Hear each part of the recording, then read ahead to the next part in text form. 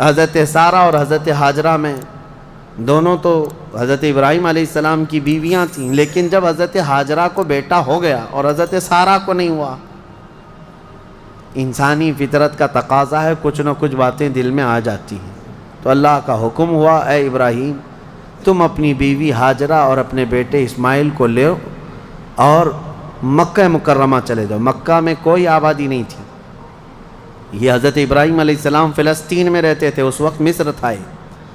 جب مکہ مکرمہ میں آئے، خانہ کعبہ کے قریب حضرت ہاجرہ حضرت اسماعیل کو چھوڑ دیا، کچھ زیادہ راہ جو ساتھ میں تھا وہ کھانا توشہ دے دیا اور کہا مجھے اللہ کا حکم ہے، میں جا رہا ہوں۔ واپس چلے گئے اپنی بیوی اور چھوٹے 6 مہینے کے بچے کو۔ یہی تو یادگاریں ہیں حضرت ہاجرہ کے پاس۔ جب کھانا پانی سب ختم ہوا تو وہ اپنے بیٹے کی پیاس کے لیے پانی ڈھونڈنے نکلی، پھر صفا مروہ پہاڑیوں پر دوڑتی رہیں 7 چکر، پھر اسماعیل علیہ السلام کے قدموں کے نیچے سے زمزم پانی کا یہ چشمہ نکلا۔ اور یہ جو تاریخ ہے، اس کے بعد پھر حضرت ابراہیم علیہ السلام لوٹ آئے جب اسماعیل علیہ السلام جوان ہو چکے تھے۔ اب اللہ تعالیٰ نے حکم فرمایا، اے ابراہیم تم اپنے بیٹے کی قربانی دے دو۔ ایک تو 100 سال کے بعد بیٹا دیا گیا ہے، لیکن اللہ تعالیٰ فرماتا ہے کہ تم اس کو اللہ کی راہ میں قربان کر دو۔ نبی کا خواب سچا خواب ہوتا ہے، عام لوگوں کی طرح نہیں۔ اسماعیل علیہ السلام کو انہوں نے بلایا، وہ پورا واقعہ اللہ نے اس میں ذکر فرمایا۔ ارشاد فرماتے ہیں، انی ارا فی المنام انی اذبحک، بیٹا میں نے خواب میں دیکھا ہے کہ میں تجھے ذبح کر رہا ہوں، اللہ کے نام پر قربان کرنا ہے۔ فانظر ماذا تری، بتا کیا کرنا چاہیے۔ مشورہ ہے باپ کس سے؟ بیٹے سے۔ قال یا ابت افعل ما تؤمر ستجدنی انشاء اللہ من الصابرین۔ اسماعیل علیہ السلام چھوٹے ہیں اور عرض کرتے ہیں، ابا جان آپ کو جس چیز کا حکم دیا گیا ہے وہ کر گزریے، انشاءاللہ آپ مجھے صبر کرنے والا پائیں گے۔ بیٹا یہ نہیں ہے کہ بھاگ جائے کہ باپ میرا چھری لے کے بیٹھا ہے، اللہ کے نبی۔ اور اس کے بعد لے کر کے چلے حضرت ابراہیم علیہ السلام۔ پہلے تو یہ روایت میں ہے کہ انہوں نے 100 اونٹ ذبح کی ہے اس خواب کے لیے، دوسرے دن بھی 100 اونٹ ذبح کیے، پھر یہی حکم آیا تو تیسرے دن اسماعیل علیہ السلام کو لے کر کے آئے مینا کی وادیوں کے پاس۔ اور وہاں جب پہنچنے لگے، حضرت ہاجرہ بھی تھیں پیچھے پیچھے۔ ابلیس آیا، شیطان آیا، ابراہیم علیہ السلام سے کہنے لگا، اتنے سالوں بعد تو بیٹا ہوا اور تم ذبح کرنے لے جا رہے ہو، تمہیں ہو سکتا ہے وہم ہو، چھوڑ دو اس کو، پھر تمہیں بچہ نہیں ہو سکتا۔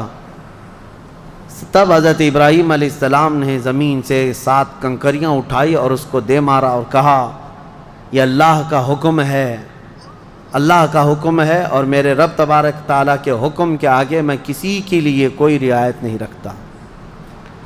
وہ حضرت ہاجرہ کو بہکایا کہ تمہارے بیٹے کو تمہارے شوہر ذبح کرنے لے جا رہے ہیں۔ حضرت ہاجرہ نے کہا مجھے معلوم ہے وہ اللہ کے حکم سے کر رہے ہیں، اور اگر اللہ کا حکم ہے تو ایسے 100 بیٹے اسماعیل بھی ملے میں سب قربان کروں گی۔ ماں بھی تھی، انہوں نے بھی کنکریاں ماری ابلیس کو۔ آخری حضرت اسماعیل علیہ السلام کے پاس آیا، کہا تجھے پتہ ہے تیرے باپ کیسے تجھے کاٹیں گے، کیسے ذبح کریں گے؟ حضرت اسماعیل علیہ السلام نے کہا، ابلیس کنکریاں ماری اور کہا میرے باپ عام آدمی نہیں، اللہ کے نبی ہیں، وہ جو کرتے ہیں وہ اپنی مرضی سے نہیں اللہ کے حکم سے کرتے ہیں۔ سب جگہ سے مایوس گیا ابلیس لعین۔ آج بھی وہاں 3 پتھروں کو جو حاجی کنکریاں مارتے ہیں وہ انہی بزرگوں کی نشانی ہے، انہی 3 بزرگوں کی نشانی ہے۔ اب جب لٹایا حضرت ابراہیم علیہ السلام نے تو کس طریقے سے اسماعیل علیہ السلام خود عرض کرتے ہیں کہ ابا جان اپنی آنکھوں پر پٹی ڈال لیجیے آپ، کہ مجھے کاٹتے ہوئے دیکھ کر، خون دیکھ کر باپ کی محبت غالب نہ آ جائے اور کہیں آپ اللہ کے حکم کے خلاف نہ ہو جائے، آپ چھری روک لیں، آپ آنکھوں پہ پٹی ڈال لیں اور میرے ہاتھ پیر کو رسی سے باندھ دیں کہ میں تڑپتا نہ دیکھیں آپ۔ ایسے ہی ہوا، حضرت ابراہیم علیہ السلام نے پٹی ڈال لی آنکھ پر اور ان کے ہاتھ پیر باندھ دیے گئے۔ یہ ذبح کرنے کا وقت ہے۔ بھلا کیا رب تبارک و تعالیٰ بھی کسی کے عزیز کو ذبح کرنے کا حکم اس طرح دے گا؟ یہ تو امتحان تھا، امتحان تھا۔ حضرت ابراہیم علیہ السلام گردن پر چھری رکھتے ہیں، لیکن وہ چھری چلتی نہیں، بڑی تیز چھری لائی تھی انہوں نے، چھری نہیں چلتی۔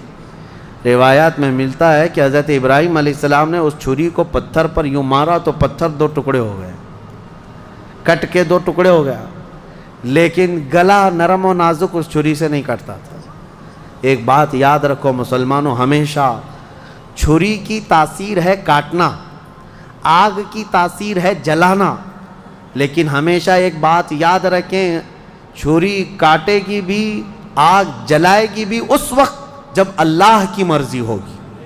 ہمارا عقیدہ یہ ہے، تقدیر، ہاں ان کی تاثیر ہے، یہ کام یہی کریں گے، لیکن اس کے ساتھ ہمارا عقیدہ یہ ہے اگر میرا مولا نہ چاہے تو پھر جتنی تیز چھری ہی کیوں نہ ہو نہ کاٹ سکے گی، جتنی تیز آگ ہی کیوں نہ ہو نہ جلا سکے گی، اور اگر مولا کی مرضی ہے تو پھر یہ چیزیں اپنا اثر دکھائیں گی، باقی ان کا اثر اللہ کی مرضی کے بغیر کچھ نہیں۔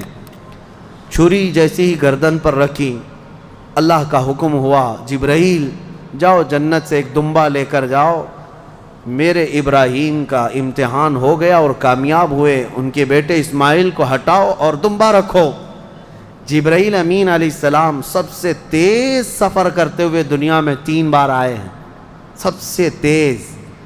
ایک اس وقت جب یوسف علیہ السلام کو ان کے بھائیوں نے کنویں میں ڈالا تھا، کنویں میں گرنے سے پہلے جبرائیل امین آ چکے تھے اور حضرت یوسف علیہ السلام کو پکڑ کر بٹھا چکے تھے۔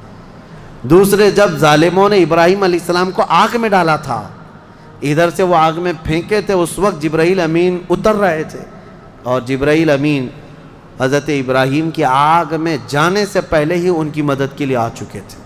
اور تیسرے یہ جب اسماعیل علیہ السلام کی گردن پر چھری رکھ چکے تھے، کون؟ ابراہیم علیہ السلام، اور چھری ہلانے سے پہلے جبرائیل امین آ کر کے ان کو اٹھا چکے تھے۔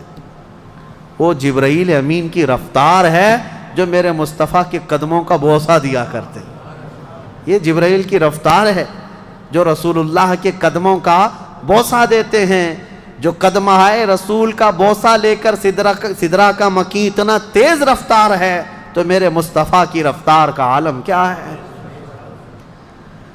میرے عزیزو، اس کے بعد جب یہ دمبا ذبح ہو گیا، ابراہیم علیہ السلام نے پٹی نکالی، دیکھا بیٹا سلامت ہے، بکرا ذبح ہو گیا ہے۔ قرآن میں اللہ فرماتا ہے وَنَادَيْنَاهُ أَن يَا إِبْرَاهِيمُ قَدْ صَدَّقْتَ الرُّؤْيَا إِنَّا كَذَلِكَ نَجْزِي الْمُحْسِنِينَ، ہم نے پکارا اے ابراہیم، تم نے ہمارے حکم کو سچ کر دکھایا اور ہم ایسے ہی اچھا کرنے والوں کو بدلہ دیتے ہیں۔ وَفَدَيْنَاهُ بِذِبْحٍ عَظِيمٍ، پھر ان کو لقب دیا گیا کہ وہ ذبح عظیم ہے۔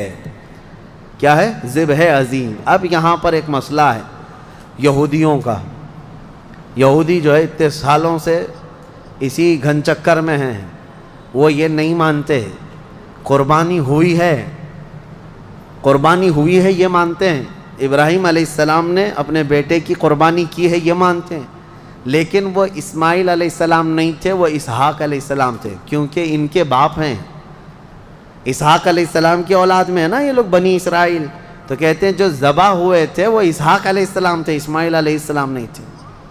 وہ اسی پٹی پڑھاتے ہوئے اتنے سال ان کے گزر گئے۔ میں ایک آیت پڑھتا ہوں جس سے پتہ چلے گا آپ کو کہ حضرت اسماعیل علیہ السلام حضرت ابراہیم کے بڑے بیٹے تھے، پہلے وہی تھے، اور جو پہلا بیٹا تھا اسی کی قربانی ہوئی ہے، یہ بات پکی ہے۔ جیسے کہ حضرت ابراہیم علیہ السلام کی یہ دعا قرآن میں، الحمدللہ الذی وہب لی علی الکبر اسماعیل و اسحاق، تمام تعریفیں اس اللہ کے لیے جس نے بڑھاپے میں مجھے اسماعیل دیا اور اسحاق دیا، یعنی حضرت سارہ سے پھر حضرت اسحاق بھی پیدا ہو گئے بعد میں، لیکن پہلے کون پیدا ہوئے؟ حضرت اسماعیل۔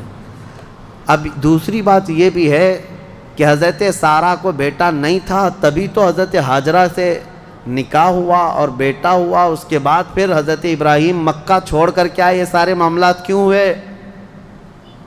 اس لیے کہ حضرت سارہ سے کوئی اولاد نہیں تھی، ہاں بعد میں حضرت سارہ سے حضرت اسحاق علیہ السلام پیدا ہوئے۔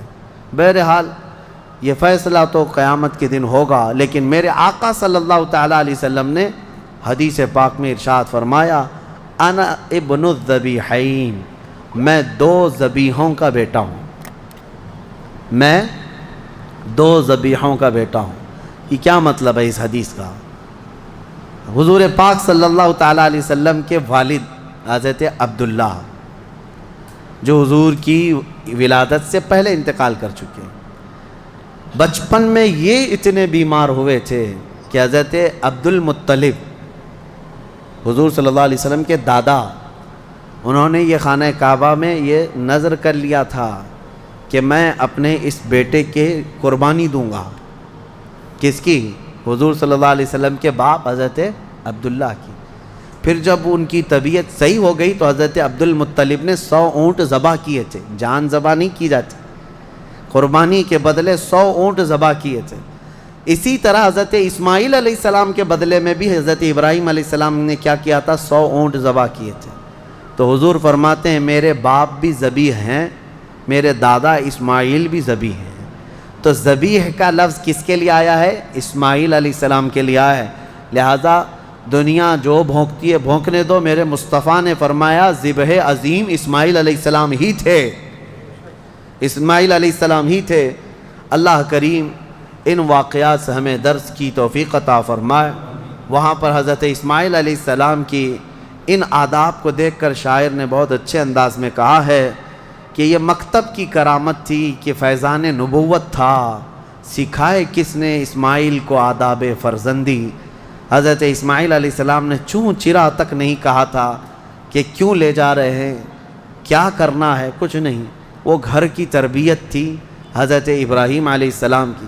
اتنا ہی نہیں، یہ دونوں نبیوں کے ساتھ بڑی آزمائشیں ہوئی ہیں، بہت سارے امتحانات ہوئے ہیں، ان کو وطن چھوڑنا پڑا ہے، ان کو آگ میں ڈالا گیا ہے، ان کی اولاد کی قربانی بھی ہوئی ہے، اور اس کے علاوہ حضرت اسماعیل علیہ السلام کی جب شادی ہوئی تب بھی ایک بڑی آزمائش ہوئی ہے۔ وہ کسی اور موقع پر عرض کروں گا کہ شادی کر کے جس عورت کے ساتھ رہ رہے تھے حضرت اسماعیل علیہ السلام، وہ بھی ایک قربانی ہے۔ ابھی اس ٹاپک سے ریلیٹڈ نہیں ہے، انشاءاللہ العزیز پھر کبھی عرض کرتا ہوں، لیکن ان دونوں نبیوں کی زندگیاں بڑی قربانیوں سے گزری ہیں، بڑی قربانیوں سے، لیکن ہر چیز میں یہ ثابت قدم رہے۔